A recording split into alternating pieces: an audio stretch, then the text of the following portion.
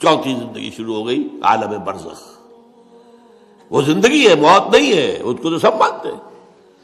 عذاب قبر ہم مانتے ہیں، قرآن سے ثابت ہے۔ بعض لوگ یہ سمجھتے ہیں کہ شاید قرآن میں ذکر نہیں ہے، غلط بات ہے، لیکن میرے پاس زیادہ وقت نہیں ہے۔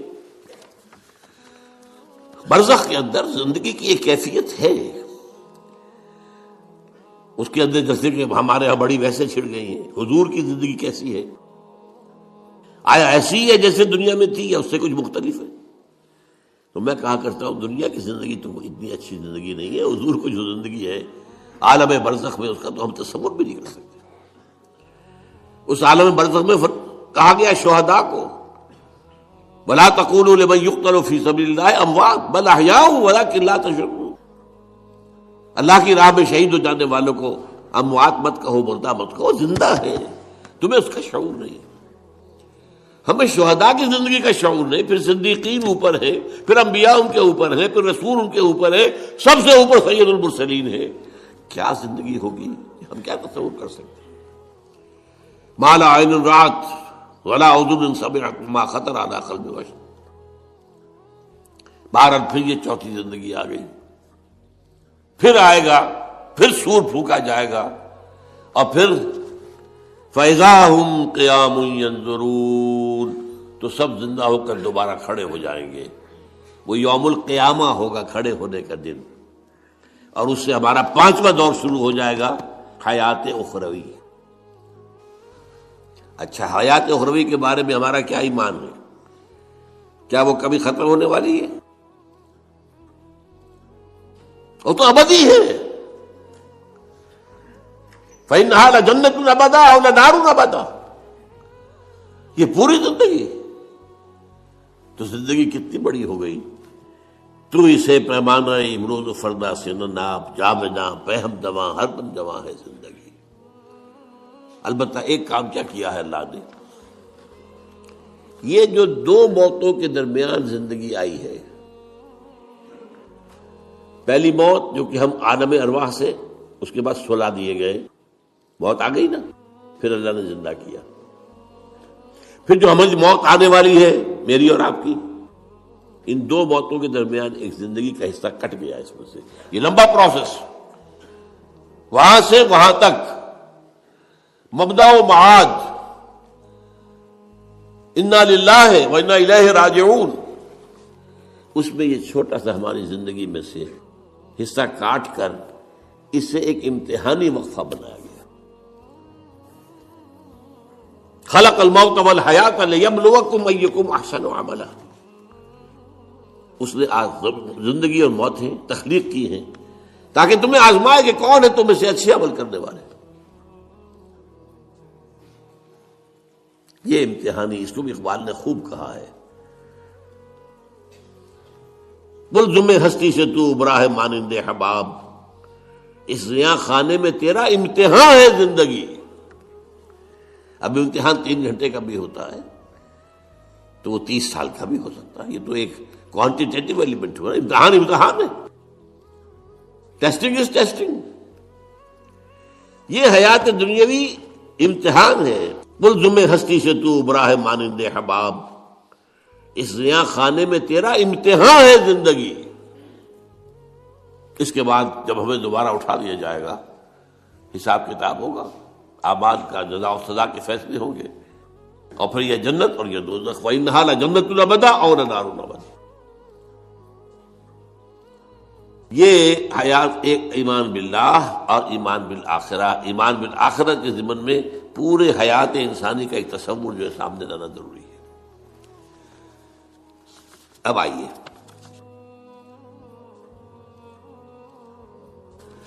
میں نے کہا تھا تخلیق کے بارے میں کچھ باتیں آپ کو بتاؤں گا۔ یہ جدید سائنس کے حوالے سے بھی بہت اہم چیزیں ہیں، اور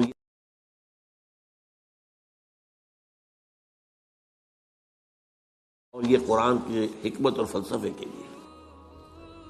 بدقسمتی ہماری یہ ہے کہ ہمارے جو فلسفی مسلمان ہوئے، ابن سینا ہو، فارابی ہو، کندی ہو، جو متکلمین ہوئے جنہوں نے عقل سے کام لے کر قرآن کی تفسیریں کی ہیں، امام راغب میں بہت بڑے مقام پر ہیں، اور ہیں بہت ہیں. کچھ صوفی مزاج صوفی ہے، فلسفی ہے. ان سب نے اپنی زیادہ تر گفتگو کا دار و مدار یونانی حکماء اور فلاسفہ کی بات پر رکھی ہے. سقراط اس کا شاگرد، افلاطون اس کا شاگرد، ارسطو. ہمارے متکلمین، ہمارے فلاسفہ سب ارسطو کے شاگرد. ہمارے صوفیہ اکثر و بیشتر افلاطون اور پروٹائنس فلاطینوس ان کے شاگرد. لہذا مولانا روم نے بڑا شکوے کے انداز میں کہا تھا، چند خوانی حکمت یونانیہ. تم کب تک یونانیوں کی حکمت پڑھتے رہو گے، یونانیوں کا فلسفہ پڑھتے رہو گے، یونانیوں کی میٹا فزکس، یونانیوں کی منطق.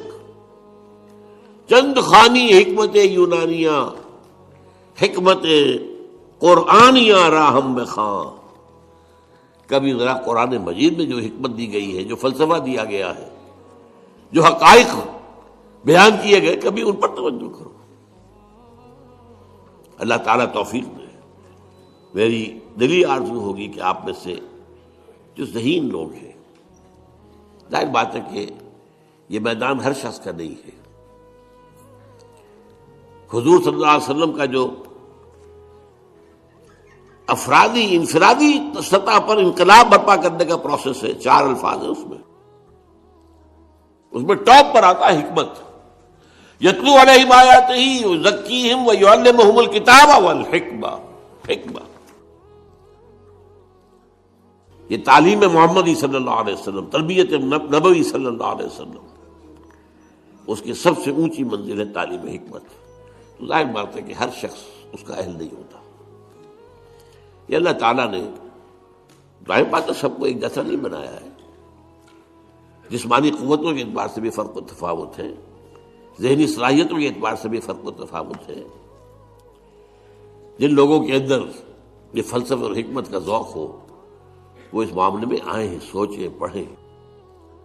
میری یہ چند باتیں ہو سکتا ہے کہ ان کے لیے چشم کشا ثابت. وہ کتاب اس وقت میری جو ہے ایجاد و ابداع عالم، وہ آؤٹ آف پرنٹ ہے، موجود نہیں ہے. انشاءاللہ جلدی ہی پرنٹ کروا لیں گے دوبارہ. دیکھیے تخلیق کا مرحلہ اول عالم امر ہے. اللہ کا ایک حکم کن،